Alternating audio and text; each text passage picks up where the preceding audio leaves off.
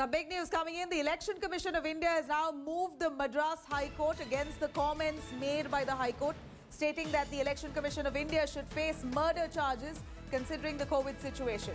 Election Commission of India, in its plea before the Madras High Court, has said that media ought not to report oral observations and comments made by the judges during the hearing and should only report on observations recorded in the order. Election Commission of India states the media reports have tarnished the image of the ECI as an independent constitutional agency that is entrusted with the constitutional responsibility of conducting elections. ECI tells Madras High Court that political leaders have failed to discharge their duties. Let's quickly cut across to Nalini Sharma joining us from Delhi. Nalini, here's the Election Commission of India, who's now taken serious offence to what the Madras High Court has said or what the media has reported. Here, Election Commission moving Madras High Court against the comment made where the High Court had said that murder charges must be considered against the Election Commission of India for not possibly calling off the elections during a time of a surge or ensuring that protocols were followed by the Netas. Here's the Election Commission of India shifting the entire blame on the Netas for irresponsible behaviour. Well, absolutely, Nabila. It's a very important development, mainly because there's an interim application that has been filed by the Election Commission itself before the Madras High Court, saying that these media reports have tarnished the image of the Election Commission, and moreover, most importantly, saying that the media should not be allowed to report on the oral observations made during the court proceedings at all.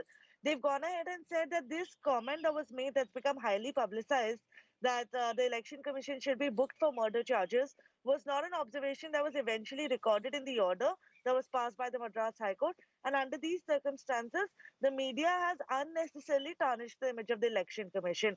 In addition to that, in their interim application, they've also said that the Election Commission is not the one who is solely responsible for the second wave of COVID and the spread that it's caused across the country.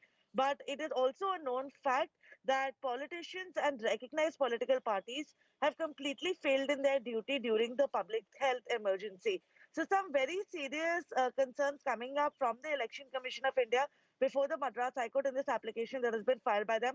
The matter was already pending before the Madras High Court and it's going to come up for hearing today. So this application is also likely to come up for hearing along with that before the Madras High Court. It remains to be seen as to whether or not the judges are going to take back their remarks or not, because the Madras High Court has been coming down very heavily upon all organizations and all bodies alike, not just the Election Commission, but even the political parties as well as the government. So it remains to be seen as to whether or not these remarks will be expunged or not.